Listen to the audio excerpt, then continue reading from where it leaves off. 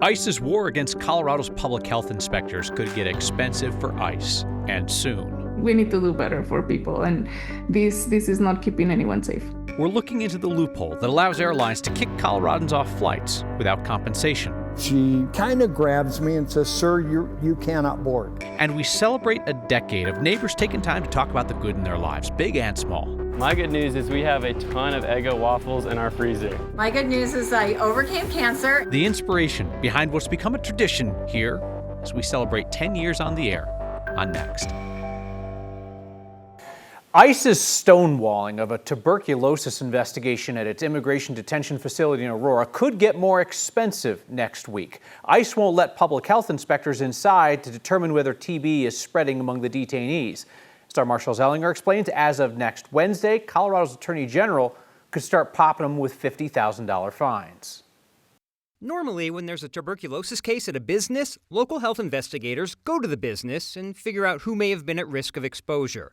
There was a TB case at the Aurora ICE facility, and local health investigators cannot get inside. Even if there is no active infectious case of TB within the facility, we still need to be able to follow the people who are exposed because those people may not be at that facility now. Adams County's chief medical officer laid out a timeline today showing Geo Group, the company that runs the Aurora ICE facility, reported a TB case in early June. In late June, she said Geo provided partial information about the person exposed and that Geo has not been responsive since. When public health learns about a reported or suspected case of tuberculosis, investigation is not optional. Staff with Democratic Congressman Jason Crow visited the ICE facility on July 15th, which resulted in this accountability report his office posts online.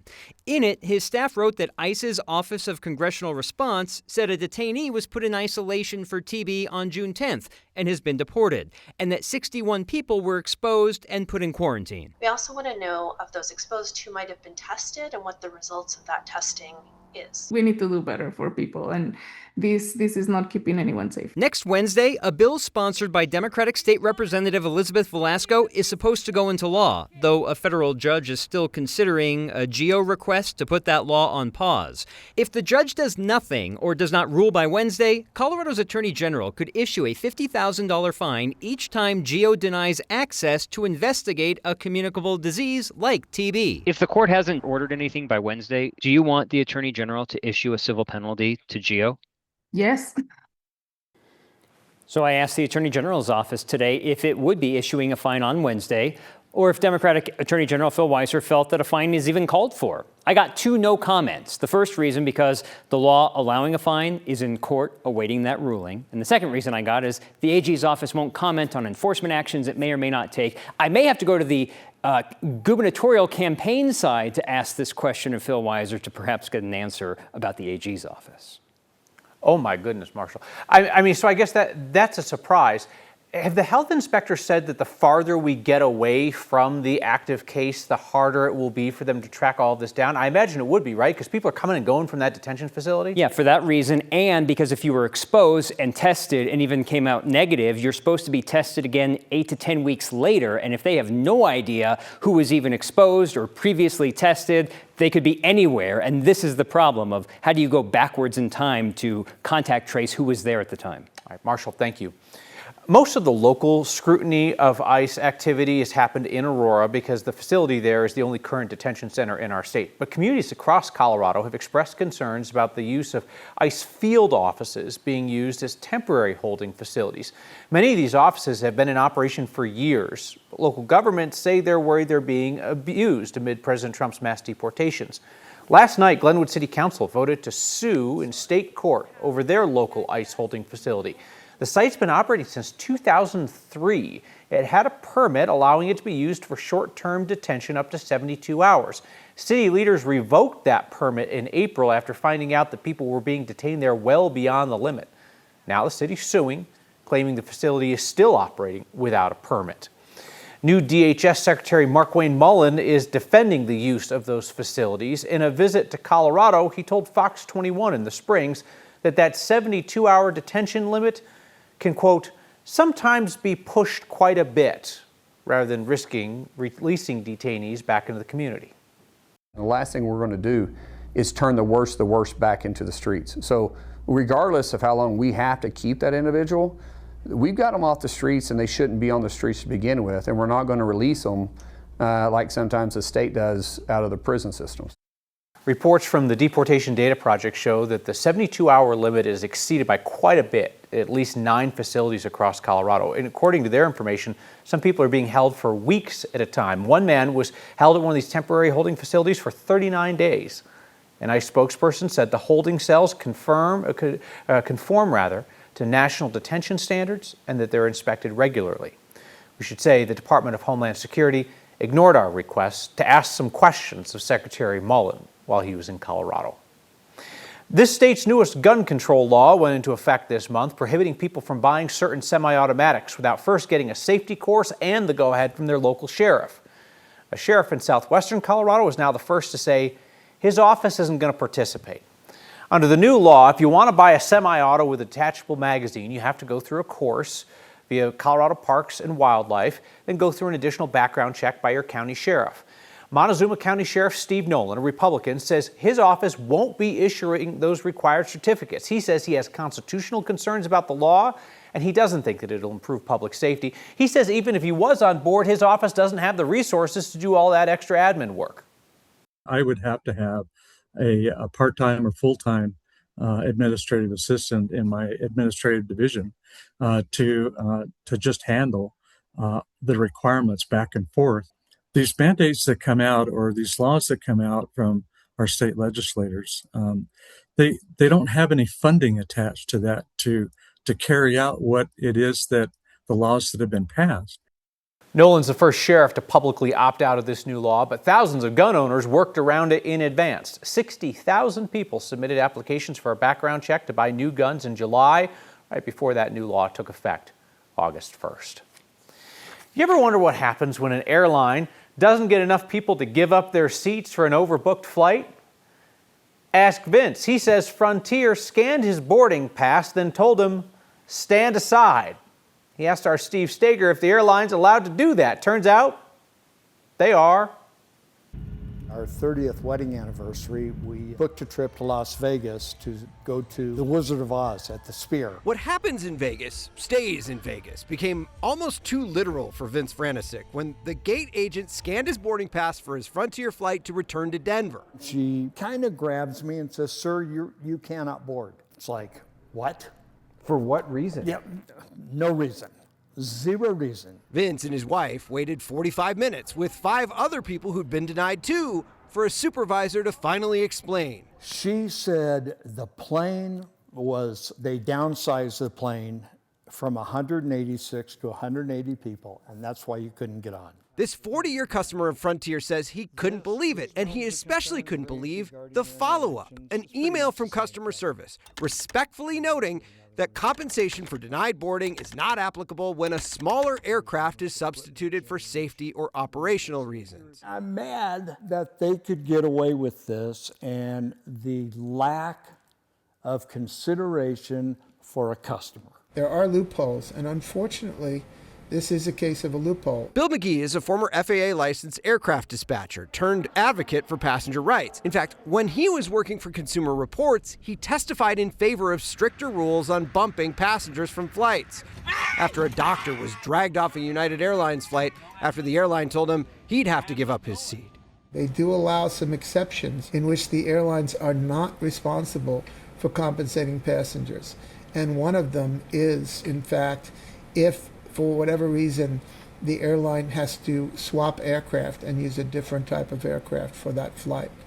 If that results in someone getting bumped, then unfortunately you're not subject to compensation. That rule from the Department of Transportation says an airline can bump passengers without compensation based on their own set of criteria, as long as they're not bumping them based on race or ethnicity.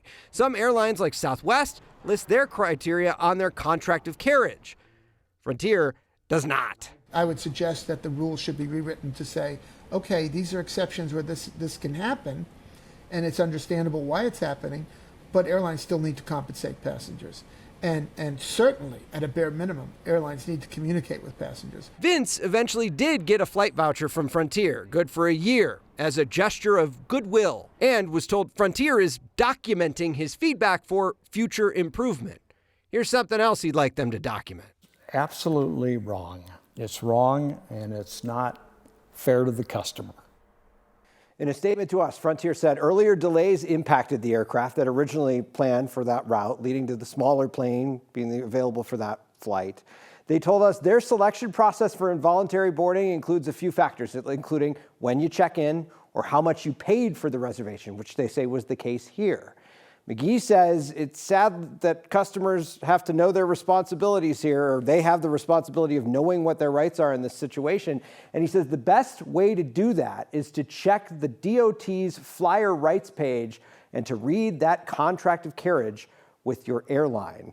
If you're into that kind of thing, Kyle, it's a lot to read. No. I think Frontier's is like 50 pages long, but you can go through and see in all of these different situations what all the different airlines do. So if you get a screaming deal or you check in late, just keep your head down, try to get on the plane so you don't end up like that cat who got dragged out of his seat. Or just hope that someone's going to volunteer. So Frontier told us that they did ask for volunteers, even though Vince says he was sitting there for a couple hours. He never heard the overhead call that said, hey, does anybody want to give up your seat?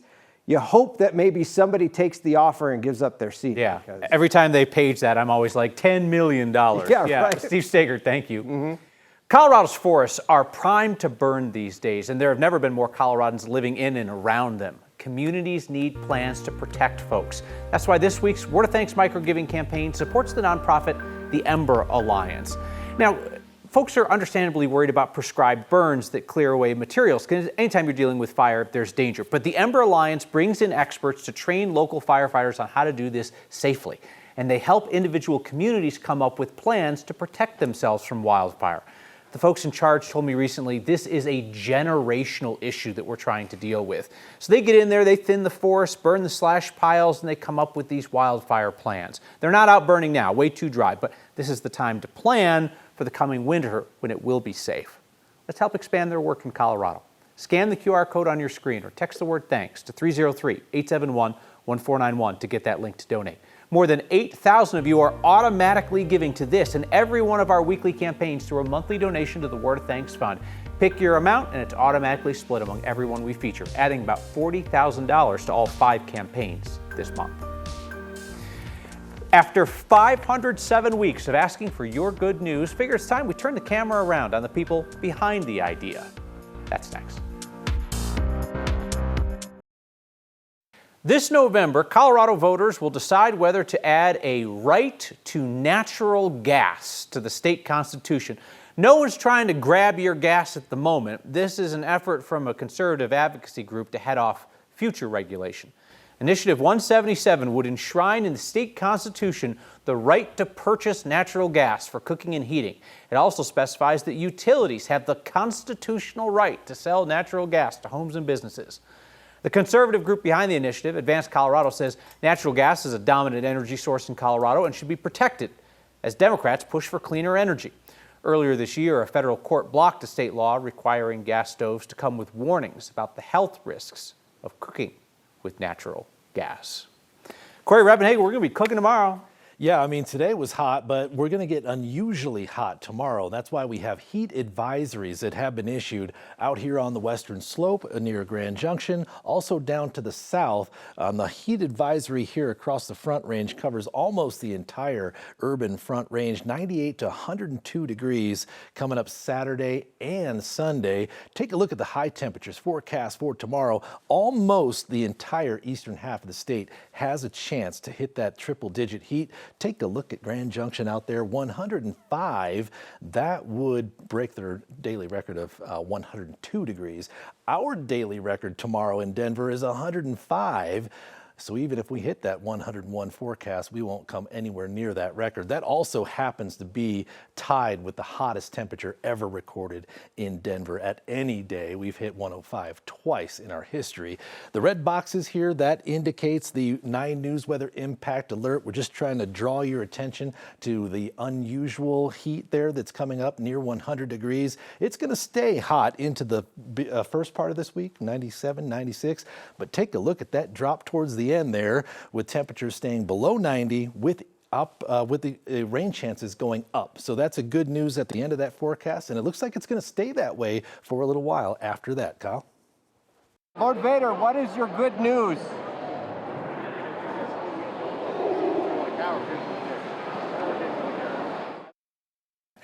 We have spent a decade of Fridays here asking people and characters to forget about the news headlines and just talk about the good news in their lives. This week, we will ask our colleagues behind our favorite Friday question. Reminder, you can catch this program streaming each weeknight, 6 p.m., wherever you watch 9 News, and next is a podcast. It's like the show, but you don't get any of the jokes that need a visual. Next has been on the air for 10 years as of this week. A lot's changed. One thing that hasn't is setting aside time each Friday to hear what matters most, what's good in the life of our neighbors. Our Steve Steger borrowed the concept from a radio show he used to listen to in Detroit. And photojournalist Tom Cole has been the man behind the camera lens week after week. So they sat down today to reflect on some good news of their own. One of the things that I wanted to do was to inject some more good into the news. I'm 105 years old today. At 105 years old, do you have any good news you could share with us?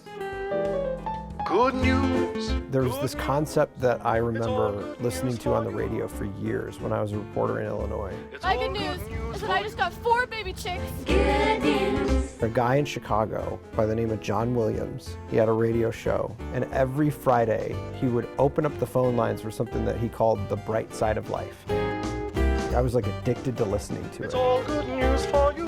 And I thought, like, we as TV journalists for the longest time have always been covering like the worst of the worst. Why not turn a TV camera on them when something good happens? My good news is I survived a stroke. My good news is I became happy. Good news.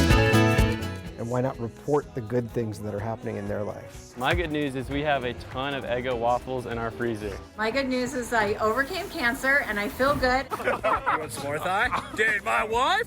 We're gonna have a boy. Let's go! What's your good news? My good news is this is still going 10 years from this time that I had this crazy idea. Like, why don't we just talk about good things in people's life? You're a cute elf? Yeah. That's pretty good news right there. She wanted to give you a hug. I think it's going great. It's all good news for you.